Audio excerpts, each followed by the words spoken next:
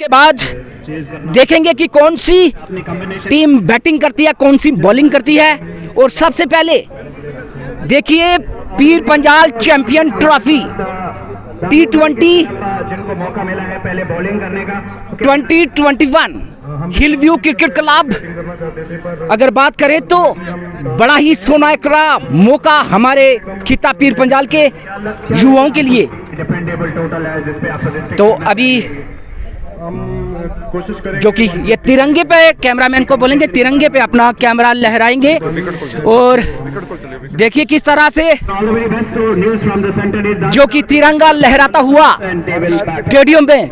हर match के पहले वो रीति रिवाज अपना राष्ट्रीय गान होता है, दोनों टीमें जो है इस पर राष्ट्रीय गान करके उसके बाद ही शुरुआत होती है मैच की।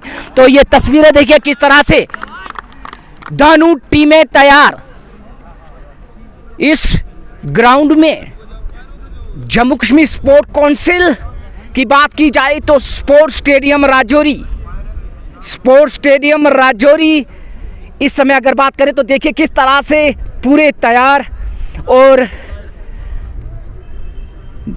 तिरंगे के साथ दोनों टीमें, जो कि अब राष्ट्रीय गीत होगा और ये तस्वीरें बयां कर रही हैं किस तरह से डेकोरम के साथ पूरा ग्राउंड, पूरा स्टेडियम जो है किस तरह से अपने राष्ट्रीय गीत के लिए तैयार।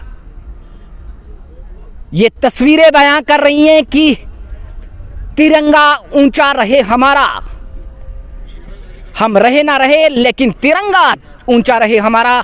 हर व्यक्ति, हर देशवासी के लिए ये एक सोच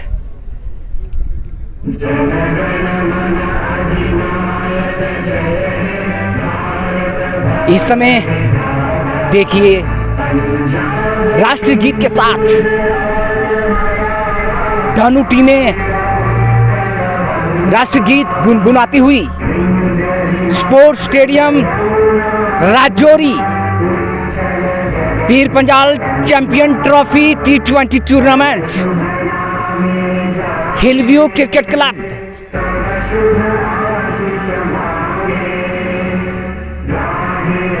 दोनों टीमें इस समय राष्ट्रीय गीत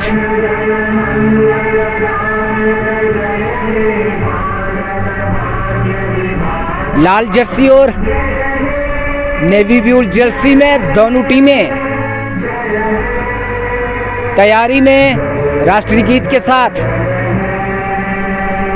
किस तरह से देखिए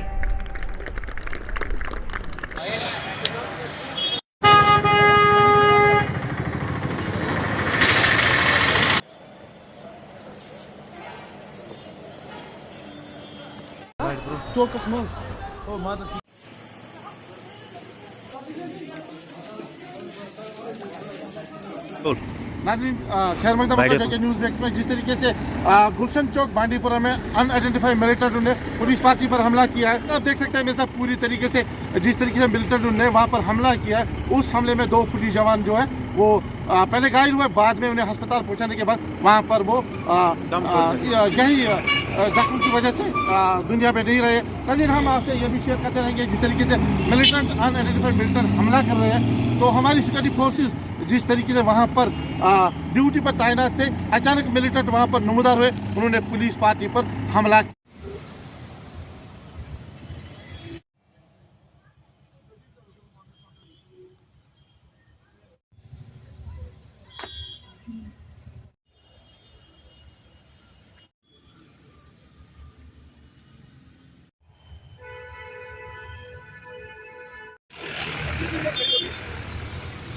देखिए, कल शाम को ही प्रिंसिपल जीएमसी जो राजौरी हैं उन्होंने एक रिटर्न लेटर मुझे भेजा था कंप्लेंट की शेप में, जिसमें उन्होंने कहा था कि 2 गाड़ियां जो प्राइवेट हैं लेकिन एज एम्बुलेंस यूज़ हो रही हैं और वो लोगों से ज़्यादा पैसे ले रहे हैं। तो उसी के मद्देनज़र आज सुबह मैं अपनी टीम को लेके जब वहाँ हॉस्पिटल पहुँचा तो वहाँ मैंने काफ़ी ढूंढा गाड़ियों को, तो कहीं नहीं मुझे गाड़ी वहाँ लगी, साइड पर लगी हुई मिल गई, वो खड़ी थी वो। तो फिर गाड़ियाँ जब पकड़ी मैंने तो उन गाड़ियों को पकड़ के मैंने लाया, तो पकड़ने के बाद उन गाड़ियों को मैंने सीज़ करके अभी थाने में लगाया। मैं आपके नॉलेज के लिए बताऊं कि एक गाड़ी इको है जो कि हमारे as per record private registered है, पर्सनल यूज़ के लिए। उसको बंदे ने कन्वर्ट करके एम्बुलेंस बनाया हुआ है without any permission from the government. दूसरी जो गाड़ी है वो पंजाब नंबर की है, वो चाहे वहाँ से एम्बुलेंस रजिस्टर्ड है, लेकिन यहाँ पे वो उसने ना तो जहाँ का नंबर लगाया और ना किसी प्रकार की अथॉरिटी से परमिशन ली है उसे एज एम्बुलेंस यूज़ करने के लिए। वो अपने लेवल पे इन गाड़ियों को एज एम्बुलेंस यूज़ कर रहे हैं, क्योंकि कोई भी गाड़ी जब हम एज एम्बुलेंस रजिस्टर करते हैं तो उसके लिए ज़रूरी होता है कि डायरेक्टर हेल्थ जम्मू जो है उसका एनओसी लाना पड़ता है। जब बंदा डायरेक्टर हेल्थ का एनओसी लाता है तो उसके बाद ही उसे हम उस गाड़ी को एज एम्बुलेंस रजिस्टर करते हैं। क्या ये सिर्फ जम्मू कश्मीर में ही है या इससे बाहर भी? नहीं, देखिए J&K में कंपलसरी है कि कोई भी गाड़ी जो एज एम्बुलेंस हमने रजिस्टर करनी है वो डायरेक्टर हेल्थ का एनओसी लाना है, क्योंकि जहाँ पे तकरीबन आपने देखा है कि कोई भी जो एम्बुलेंस है प्राइवेट बंदे के नाम पे नहीं है। जितनी भी एम्बुलेंस हैं या कोई नर्सिंग होम है, या कोई प्राइवेट हॉस्पिटल है, या गवर्नमेंट हॉस्पिटल है, तो लिहाजा इसीलिए कंपलसरी गवर्नमेंट ने रखा है कि कहीं मशरूम ग्रोथ जो है इनकी एम्बुलेंसेज की ना हो जाए, सब लोग अपनी लेवल पे ही हर गाड़ी को एम्बुलेंस बनाना शुरू कर दें। तो इसीलिए गवर्नमेंट ने जो मैंडेटरी रखा हुआ है कि जिसको भी एम्बुलेंस बनानी है उससे डायरेक्टर हेल्थ का एनओसी लाना है। सर क्या इनके कोई रेट वगैरह यहाँ फिक्स कराए गए? हाँ बिल्कुल, अभी गवर्नमेंट ने ट्रांसपोर्ट कमीशन ने ऑर्डर किया है, अभी कोई थोड़े दिन पहले इनके रेट फिक्स हो गए हैं। इस वक्त मेरे पास कापी नहीं है, लेकिन अब अगर आप ऑफिस में आएंगे तो मैं आपको उसकी जो कापी है वो भी प्रोवाइड कर सकता हूँ। सर अमूमन देखा गया है जो एम्बुलेंस जो चलाते हैं इनके पास लाइसेंस जो है वो नहीं होते हैं और कुछ जो होते हैं उनके पास लाइट होते हैं।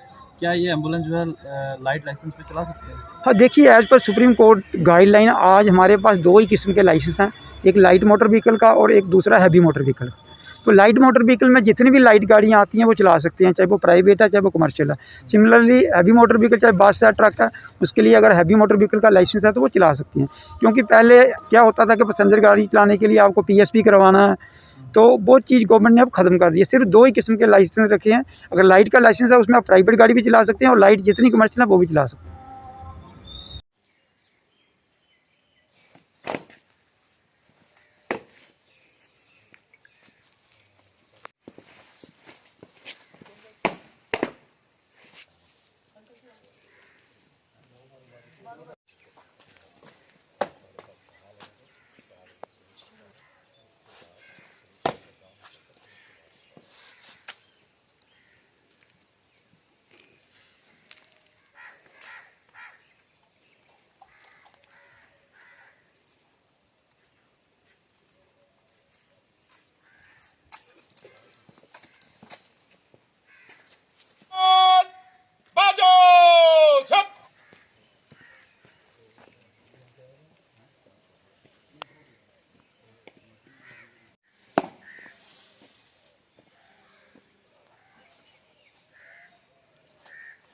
आजाद हिंदुस्तान जिंदाबाद, भारतीय जनता पार्टी जिंदाबाद, नरेंद्र मोदी जी जिंदाबाद, प्रदीप शर्मा साहब। मैं अपनी जानिब से सबसे पहले जो कि अफसर साहब जी हैं जनाब मुमताज साहब, उनका शुक्रिया अदा करूंगा कि उन्होंने यहाँ पे बहुत ही सूबे जो है अपनी फोर्स लगाई और ताउन देते हैं वो हर टाइम यहाँ भी गरीब आवाम के साथ। पार्टी ने या तो हिंदू है या मुसलमान है या तो ये तो सबका सरपंच जो हमारे साथ इंशाल्लाह आज तक है भी सरपंच, ये तो हमारे साथ दूर दराज चल रहा है। होया मैं था आया और हमें से कोई जरूरत नहीं है जी हम साहब के ऑफिस में आज आए, उनका शुक्रिया अदा किया कि उन्हें हमारी पानी की प्रॉब्लम जो थी वो हल की है। तो उसके बाद SDM साहब कह रहे हैं कि बिजली का भी मामला है, उसके बारे में मैं देख रहा हूँ वो भी मतलब हल हो जाएगा इंशाल्लाह। तो हम सारे लोग शुक्रिया अदा कर रहे हैं SDM साहब का। हम साहब का शुक्रिया अदा करते हैं जिनने हमारी ये पानी की समस्या सुनी, बिजली की सुनी, पानी का फौरी एकदम हल किया उन्होंने। उसके बाद हम PHE वालों का शुक्रिया अदा करते हैं। उसके बाद हम D साहब का भी शुक्रिया अदा करते हैं, उन्होंने बड़ा बढ़ चढ़ के एकदम पाइपें 15 मांगी और 15 पाइपें फटाफट दे दी, उसका भी हम बहुत शुक्रिया अदा करते हैं।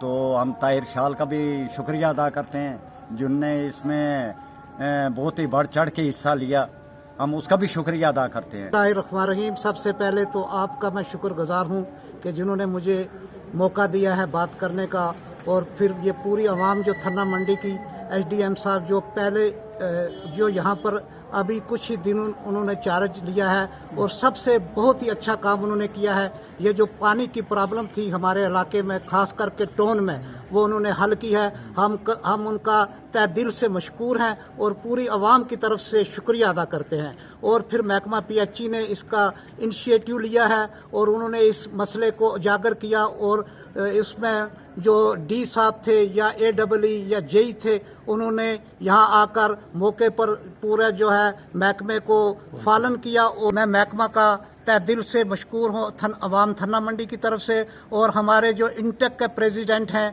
ताहिर शाल साहब, हम उनका भी शुक्रगुजार हैं, हम उनके भी शुक्रगुजार हैं कि उन्होंने अपने लोगों के मसाइल को समझा है और उन्होंने इस काम को प्रायोरिटी पर किया है। तो फिर मैं एक बार फिर SDM साहब का शुक्रगुजार हूँ कि उन्होंने बहुत अच्छा काम किया है और हम उनसे उम्मीद रखेंगे कि हमारे इलाके के जितने भी मसाइल हैं, उसमें रेवेन्यू कम्प्लेक्स का मसला हो, हमारी बिजली का मसला हो, हमारा पानी का और भी देहातों के अंदर मसला हो, सड़कों का मामला है जहाँ पर लोगों के अभी तक मुआवजे जो पेंडिंग पड़े हुए हैं, तो हमें उम्मीद है कि ये SDM साहब बहुत अच्छे इंसान हैं और बहुत अच्छा काम करेंगे और हमारे जो मसाइल हैं इनको वो आगे तक डिस्ट्रिक्ट एडमिनिस्ट्रेशन तक ले जाएंगे। आपके जितने भी चैनल हैं उनका शुक्रिया अदा करता हूं कि आपने हमें ये मौका दिया है। जय भारत माता की जय, भारत माता की जय। पर महिला मोर्चा और युवा मोर्चा जनरल बिपिन रावत जी और उनकी पत्नी मधुलिका रावत जी और उनके साथ जो हमारे और 11 जो सैनिक शहीद हुए हैं, उन सबको श्रद्धांजलि अर्पित करने के लिए हम सब यहाँ पर इकट्ठे हुए हैं। योद्धा कभी मरते नहीं हैं, वो हमेशा अमर रहते हैं। हमारे वीर सैनिक हमेशा अमर रहेंगे और हम इन सब पुण्य आत्माओं के लिए ईश्वर से यही प्रार्थना करते हैं कि ईश्वर इन सब की आत्मा को शांति दे और ये सभी अमर रहे। अंकित जी, जिस प्रकार से 8 तारीख को एक हमारा हेलीकॉप्टर दुर्घटनाग्रस्त हुआ, उसमें हमारे जांबाज सेना के जवान और हमारे चीफ ऑफ डिफेंस स्टाफ जिन्होंने शहादत दी, आज भारतीय जनता युवा मोर्चा रजौरी इकाई ने अपनी नम आंखों से उन्हें श्रद्धांजलि अर्पित की। जनरल बिपिन रावत जी एक बहुत महान वीर सपूत थे, महान नायक थे। उन्होंने अपना पूरा जीवन भारतीय सेना और भारत की सिक्योरिटी फोर्सेस को कमांड कंट्रोल करने में अपना जीवन दिया। और जिस प्रकार से रावत साहब की मुझे एक बात याद आती है, उन्होंने कहा था कि हमारी सेना कभी किसी पे पहले गोली नहीं चलाएगी, यदि हम पे कोई गोली चलाता है तो उस पे इतनी गोलियां बरसेंगी कि वो गोलियों की गिनती हम नहीं करेंगे। ऐसे महान सपूत महान नायक को मैं हृदय से नमन करता हूँ, वो वीर गति को प्राप्त हो। और भारतीय जनता युवा मोर्चा और रजौरी का प्रत्येक कार्यकर्ता, रजौरी का प्रत्येक व्यक्ति उन्हें बार बार श्रद्धांजलि अर्पित करता है। उनके साथ जो जितने भी जवान शहीद हुए उन्हें श्रद्धांजलि अर्पित करते हुए जय हिंद, जय भारत।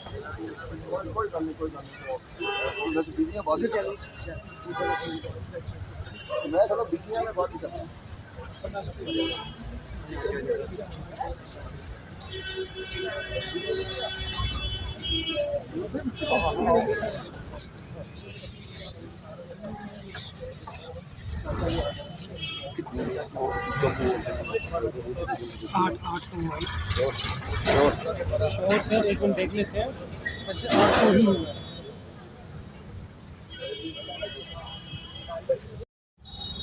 आज यहाँ पे जो है श्रद्धांजलि समारोह यहाँ पे किया गया, क्या आज शहीदों को नम आंखों के साथ राजौरी ज़िला की भारतीय जनता युवा मोर्चा की इकाई ने यहाँ पे श्रद्धांजलि दी। जिस प्रकार से तमिलनाडु के कुन्नूर के अंदर CDS भारतीय सेना के विपिन रावत जी और उनके साथ 13 अन्य अफसर और जवानों ने शहादत इस देश के लिए वीर गति को प्राप्ति हासिल की, पूरा देश नम आंखों के साथ उनको विदाई देता है। भारतीय सेना के पराक्रम और शौर्य को पूरे राजौरी वासी सलाम करते हैं। उनकी शहादत को नमन करते हुए भारतीय जनता युवा मोर्चा का राजौरी यूनिट पूरे उनके परिवार के साथ उनकी संवेदनाएं प्रकट करता है। आज पूरा देश गमगीन है, आज पूरे देश के अंदर गम का माहौल है। ये जो शहादत है वीर गति देश के नाम समर्पित है। प्रत्येक राजौरी वासी 13 अफसरों और जवानों की शहादत को नमन करता है।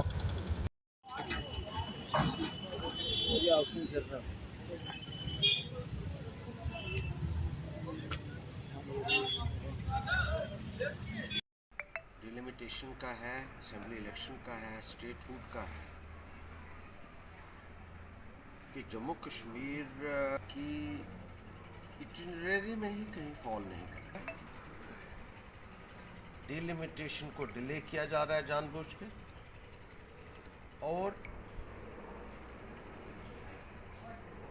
पॉपुलर गवर्नमेंट ही जम्मू कश्मीर की समस्याओं का समाधान कर सकती है।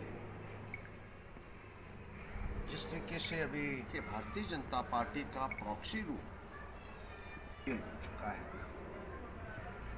और एकमात्र दर्जा छीन लिया गया है और जमहूरियत से यहाँ के अवाम को महरूम कर दिया गया है। 3 साल से ज़्यादा हो चुके हैं जम्मू कश्मीर में प्रॉक्सी रूल चलते हुए। भारतीय जनता पार्टी की सरकार ये कहती है कि पहले डिलिमिटेशन होगा, लेकिन डिलिमिटेशन का भी कहीं अता पता नहीं है। 21 महीने हो जाने के बावजूद भी डिलिमिटेशन कमीशन की तरफ से कोई प्रोग्रेस इस संदर्भ में नज़र नहीं आ रही है। जिस तरीके से जम्मू कश्मीर को एक प्रॉक्सी रूल के माध्यम से चलाने की कोशिश की जा रही है, उसका विरोध हर तरफ हो रहा है। और हम अपील करना चाहते हैं तमाम पॉलिटिकल पार्टीज़ जम्मू कश्मीर की जो है सेकुलर डेमोक्रेटिक नेशनलिस्ट पार्टीज़ हैं, उनको इकट्ठा होके इस संदर्भ में एक मूवमेंट चलानी चाहिए और पार्लियामेंट के बाहर एक धरना देने की सुजेशन जो है आज हम देना चाहते हैं कि सब पार्टियां मिलजुल कर पार्लियामेंट के बाहर एक प्रदर्शन करें कि जम्मू कश्मीर में स्टेटहुड बहाल की जाए, डिलिमिटेशन की प्रक्रिया जल्द से जल्द मुकम्मल की जाए और जल्द से जल्द जम्मू कश्मीर में जमहूरी निज़ाम को बहाल किया जाए, लोगों को एक चुनी हुई सरकार दी जाए। प्रॉक्सी रूल जो जम्मू कश्मीर में चल रहा है, इसकी वजह से जम्मू कश्मीर में एक मायूसी का माहौल है, लोगों में घोर निराशा है। बाहर से आए हुए ब्यूरोक्रेट ना तो यहाँ के लोगों की समस्याओं को समझ पा रहे हैं, ना यहाँ की ज्योग्राफी की जानकारी है उनको, ना यहाँ की टोपोग्राफी की जानकारी है, ना उनका लोगों के साथ कोई कनेक्ट है, जिसकी वजह से अनगिनत परेशानियों का सामना जम्मू कश्मीर के अवाम को करना पड़ रहा है। और इस वक्त तमाम पॉलिटिकल पार्टीज़ को ये जिम्मेदारी उठानी चाहिए कि जम्मू कश्मीर को जमहूरी निज़ाम बहाल किया जाए, स्टेटहुड बहाल की जाए और जल्द से जल्द यहाँ चुनाव करवाए जाएं ताकि चुनी हुई सरकार ही लोगों की समस्याओं का समाधान कर सकती है। ये बात सबको समझनी होगी और कम से कम कॉमन इश्यूज़ के ऊपर मुख्तलिफ पार्टियों को कोई भी इस किस्म की दिक्कत नहीं होनी चाहिए कि वो इकट्ठा होकर इन कॉमन इश्यूज़ के ऊपर प्रदर्शन भी करें और केंद्र सरकार को जवाबदेह बनाएं। से ही सुनते आ रहे थे कि कश्मीर के अंदर ह्यूमन राइट्स की वायलेशन हो गई, जहां कहीं आतंकवादी हमले हुए वहां कहा जाता था ह्यूमन राइट्स वायलेशन हो गई। आर्मी ने अगर कोई कुछ कर दिया, किसी के ऊपर अपना एक्शन लिया, आतंकवादियों के ऊपर प्रहार किया तो ह्यूमन राइट्स वायलेशन हो गई। मुझे लगता है कि हमें समझना होगा कि ह्यूमन राइट्स वायलेशन या ह्यूमन राइट्स है क्या। मैं तो अपनी समझ के अनुसार ह्यूमन राइट्स डे जो मनाया जा रहा है, इसके आयोजक होशियार सिंह चिप मेरे छोटे भाई उनको मैं शुभकामनाएं देता हूँ कि उन्होंने एक अच्छा काम किया, ताकि ये एक बहुत बड़ा इशू है, एक बहुत बड़ा मुद्दा है, एक बहुत बड़ा एक जागरूकता का एक संदेश है कि जिसे मनाना चाहिए और इसे मनाया जा रहा है वाकई। और यहाँ मंच पर जितने भी लोग यहाँ बैठे हुए हैं, कर्नल साहब बैठे हैं, मनीष जी बैठे हैं, शर्मा साहब बैठे हैं, और हमारे सीनियर हमारे पंची साहब बैठे हैं, दलवीर भी आया, दलवीर आया, हाँ दलवीर आए हुए हैं। और मैं जिनके नाम मैं ना ले सकूं, मैं माफ़ी चाहूँगा उनके लिए। और बाकी सब जहाँ पंडाल में जितने लोग बैठे हुए हैं उन सब का मैं स्वागत करता हूँ। ये मानव अधिकार जैसे शर्मा साहब ने बताया कि 10 दिसंबर 1948 में, उससे पहले यहाँ पर 2 जो युद्ध हुए, 2 वार हुई, world war first, world war second. उसके बाद करोड़ों लोग मारे गए और करोड़ों लोगों के साथ जो उनके अधिकारों का, मानव अधिकारों का हनन हुआ,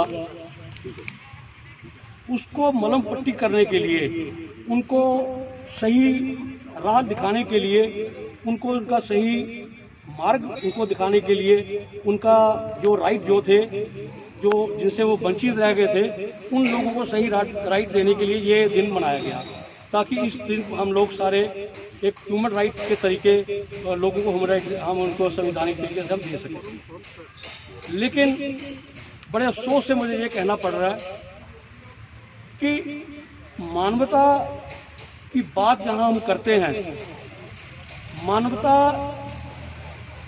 बड़े बड़े मंचों पर हम लोग, बड़े बड़े लोग मानवता की बात करते हैं, मानवता को जिंदा रखने की बातें करते हैं, लेकिन हकीकत में ये सब बातें जो हैं, ये सारी की सारी बातें जो है झूठी रह जाती है। जब हम देखते हैं कि सड़क पर एक आदमी नंगे पैर दौड़ रहा है, भूखा है, प्यासा है और उसके पास कुछ है नहीं है, क्या ये मानवाधिकार है? सुविधाएं मिलनी चाहिए, हमारा शिक्षा का ढांचा बेहतर होना चाहिए, हमारे जो अपने अधिकार हैं जिसको हम मूलभूत सुविधाएं कहते हैं, उनके ऊपर हमें ध्यान देना चाहिए, ना कि बाकी बड़े बड़े ह्यूमन राइट्स वायलेशन के ऊपर हम ध्यान दें। आज जम्मू कश्मीर जब से मैं कहूँगा कि यूटी बना है, पुंची साहब इसमें कोई राजनीति नहीं है, ये बिल्कुल मैं हकीकत बयां करने जा रहा हूँ कि हमें एक बहुत बड़ी उम्मीद की किरण दिखाई दी थी। हमने जम्मू वासियों की अगर मैं बात करूं तो जम्मू वासी पिछले 70 सालों से शायद यही आरोप लगाते रहे हैं कि हमारे साथ भेदभाव हुआ। वो भेदभाव ही एक ह्यूमन राइट का ही हिस्सा है, वो भी एक हमारे अधिकारों का ही हिस्सा है। हम अपने अधिकारों से वंचित रखा गया, मगर उस समय जो हम इल्जाम लगाते थे, हम ठीकरा फोड़ देते थे कश्मीरी शासकों के ऊपर कि शायद कश्मीरी शासकों ने हमारे साथ, जम्मू खिते के साथ, जम्मू के जनता के साथ नाइंसाफी की। हम उसको ले लेके अभी तक 70 साल हमने व्यतीत कर दिए, मगर 5 अगस्त 2019 के बाद जो कुछ हुआ, जो हमें एक उम्मीद की किरण दिखाई दी, 370 खत्म होने के बाद, देखिए 370 भी एक ह्यूमन राइट्स के अंदर बहुत बड़ा एक बाधा थी।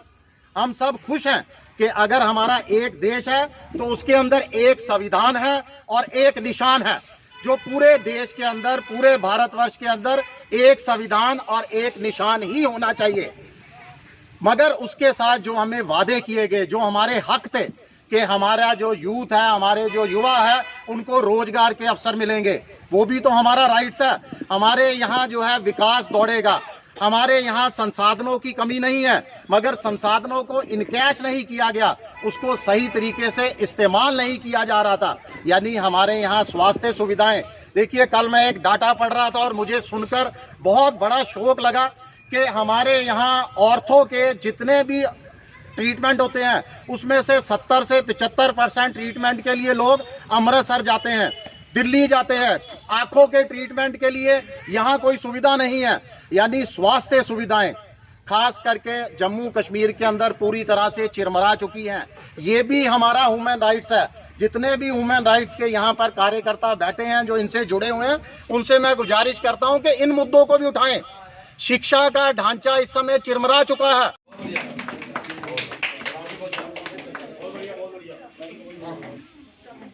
आपका आगे खड़े हो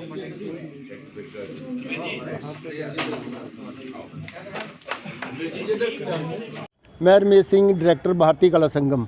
भारतीय कला संगम की तरफ से आज जो प्रोग्राम किया जा रहा है कारखां फेस्टिवल का, वो भारतीय कला संगम की तरफ से किया जा रहा है। भारतीय कला संगम का प्रयास रहा है कि अच्छे से अच्छे कार्यक्रम किए जाएं और आर्टिस्टों को यहाँ पर मंच मिले। आज का जो प्रोग्राम है वो कारखां फेस्टिवल है। कारखां फेस्टिवल जो प्रोग्राम आज हो रहा है, इसमें रमेश जोगी एंड पार्टी है, राजकुमार जोगी एंड पार्टी है, गारूराम एंड पार्टी है, सुरेंद्र मनास एंड पार्टी है, मरीना जम्बाल एंड पार्टी है, और भी एक दो आर्टिस्ट बहुत अच्छे जो आज प्रस्तुति देंगे।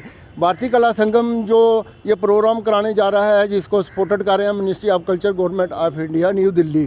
तो हमारा यही प्रयास रहा है कि भारतीय कला संगम अच्छे से अच्छे कार्यक्रम करे और जम्मू को अच्छे कार्यक्रम दें, ताकि हमारा जो कल्चर है, जो डोगरा फोक हमारा ख़त्म हो रहा है, उसको बचाने की हमारा कोशिश कर रहे हैं। तो भारतीय कला संगम का यही प्रयास रहा है कि हम जो डोगरा फोक ख़त्म होने जा रहा है उसको संभाल के रखें। भारतीय कला संगम की तरफ से सम्मानित किया जा रहा है। मुझे पता है कम लोग हैं, लेकिन कम लोगों से भी तो तालियां आनी चाहिए। सुरेंद्र सर, आप भी तालियां बजाइए। हाँ, आनी चाहिए आपकी तरफ से, क्योंकि आपकी ताली बहुत मैंने।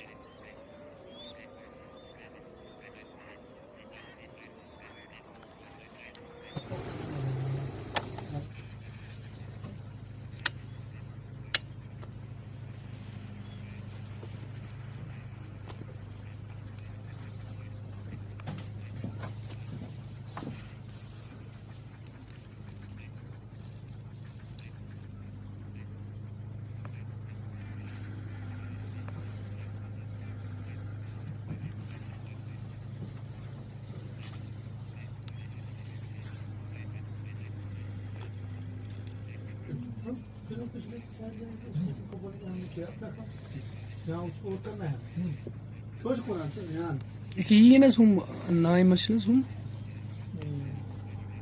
उनका फोन तब हिमाचल छाने नहीं डाके करूँ फोन करूँ कुछ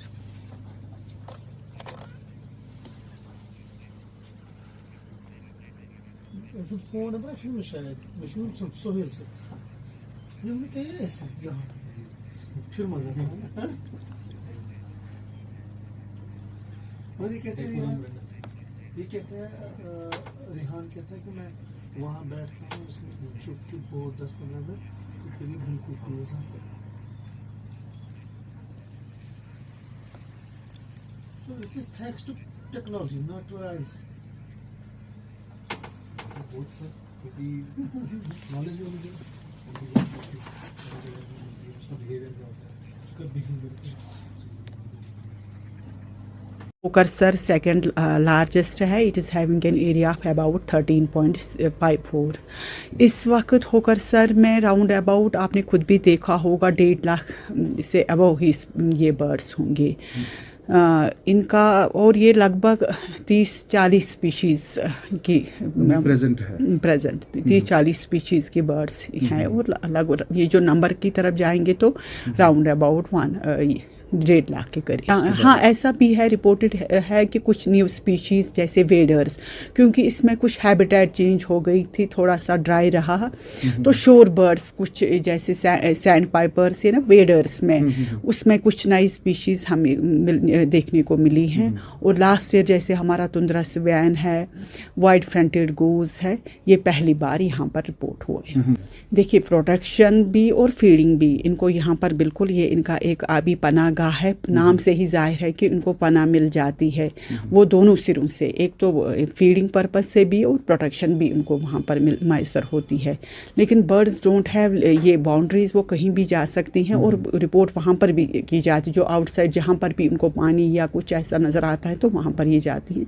लेकिन होकरसर या हमारे और भी वेटलैंड्स है जैसे वुलर, डाल वगैरह, they are not under our administrative control, but during winter we take care of poaching there also. My name is Riyan Sofi. I am a bird watcher in Hokersar wetland. मैंने यहाँ पे करीबन 200 species देखे हैं, जिनमें बहुत सारी species पहली बार उनका रिपोर्ट हुआ है और उनका पहला फोटोग्राफ एविडेंस भी है मेरे पास. बहुत सारी स्पीशीज़ उनमें ऐसी भी है जो पहली बार आई है कश्मीर, जिनका अभी तक कोई रिपोर्ट नहीं था. तो मैंने इस साल वो ढूंढ के दिखाई है यहाँ पे होकरसर वेटलैंड में, जिसकी वजह से इंक्रीज़ हुआ है यहाँ की स्पीशीज़ डिपार्टमेंट. ये जो होकरसर वेटलैंड है, इसकी स्पीशीज़ बढ़ गई है यहाँ पे. अगर आप पहले की बात करेंगे यहाँ पर 50 या 25 यहाँ पर इस वक्त बोर्ड पे भी है. आज अगर लिखा जाए तो 200 से लिख सकते हैं, 200 स्पीशीज़. हाँ देखो, ये जो माइग्रेशन, ये रेगुलर माइग्रेशन होती है बर्ड्स की. जो एक बार यहाँ पे आता है वो हर साल आता है. फिर यहाँ पे ये बहुत सारी कंट्रीज़ से आते हैं, साइबेरिया, फिलीपींस, चाइना एंड कुछ बहुत सारी कंट्रीज़ से भी आती है, यूरोप से आती है. इस बार एक बर्ड यहाँ पे जिसने रिकॉर्ड तोड़ा है, जो मैंने यहाँ पे देखा है होकरसर वेटलैंड में, उसका नाम है बार-टेलड गॉडविट. उसने एक रिकॉर्ड तोड़ा है, non stop flight Alaska to New Zealand to Alaska. वो नॉन स्टॉप फ्लाइट थी उसकी. उसने अपना ही रिकॉर्ड, जो पहला रिकॉर्ड था उसका, उसने अपना ही रिकॉर्ड तोड़ दिया इस साल फिर से. तो वो भी यहाँ पे आते हैं. रखी है, किसके हवाले से रखी है? देखिए, सबसे पहले तो मैं आप तमाम मीडिया हजरात का शुक्रिया अदा करता हूँ कि आप यहाँ पर तशरीफ़ लाए. आज की प्रेस कॉन्फ्रेंस का हमारा मकसद है, हमारे साथ जो यहाँ पर सबसे पहले बैठे हुए हमारे मंडल प्रधान अब्दुल अजीज़ मिर्ज़ा साहब और हमारे म्यूनसिपल कमेटी के वाइस चेयरमैन जनाब संजय केसर जी, जो भारतीय जनता पार्टी के सीनियर कार्यकर्ता भी हैं, और हमारे जो भट्ट साहब हैं यहाँ पर बैठे हुए हैं, जो बफरियाज के कन्वीनर भी हैं और भारतीय जनता पार्टी के भी हैं, और एक पहाड़ी, और हमारे जो सुरनकोट जो है मंडल के वाइस प्रेसिडेंट जो है शर्मा साहब भी यहाँ पर बैठे हुए हैं. आज की प्रेस कॉन्फ्रेंस का हमारा ये मकसद है कि जैसे आप जानते होंगे कि जब हमारे होम मिनिस्टर साहब जम्मू में तशरीफ़ लाए और उन्होंने पहाड़ियों के अंदर एक जोश जो है वो पैदा किया, कि उन्होंने अपनी स्पीच में बार बार पहाड़ियों का नाम लिया, और मैं ये समझता हूँ कि हमारे पहाड़ी कौम के लिए एक बहुत बड़ी बात थी.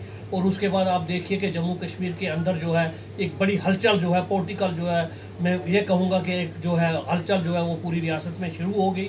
और आज की हमारी मीटिंग का मकसद ये था कि हमारा 13 तारीख को एक टूर जो है, हमने एक रिक्वेस्ट की थी हमारे भारतीय जनता पार्टी के जो यूटी के सदर हैं जनाब रविंदर रैना जी से, और भारतीय जनता पार्टी के कई सीनियर कार्यकर्ता से, कि आप जो है वो सुरनकोट में एक तशरीफ़ लाइए, और हम यहाँ पर एक पहाड़ी जो है कन्वेंशन करना चाहते हैं. बिलखुसूस कल उन्होंने एक जो है लेटर भेजा, जिसके ऊपर हमारा प्रोग्राम जो है वो 13 तारीख डाक बंगला सुरनकोट के अंदर जो है वो मुकर्रर हुआ है. उसमें जो है ये जो प्रोग्राम जो है ये बिलखुसूस जो है पहाड़ी, जितने भी हमारे पहाड़ी कौम है, मैं तमाम पहाड़ी लोगों से, यहाँ के जितने भी हमारी माएँ हैं, बहनें हैं, बच्चे हैं, जितने भी पहाड़ी सेल हमारे हैं, मैं तमाम पहाड़ी लोगों से बगैर मज़हब व मिल्लत, बगैर पॉलिटिक्स, क्योंकि इस वक्त हमारी कोई सियासत की पार्टी नहीं है कि हम किसी सियासी पार्टी को देखें. इस वक्त हमारे काज की बात है। इस काज के लिए मैं तमाम लोगों से गुजारिश करता हूँ कि 13 तारीख को डा बंगला सुरनकोट में पहुँचे और पहाड़ियों के इस कन्वेंशन को जो है वो कामयाब करें और अपनी डिमांड जो है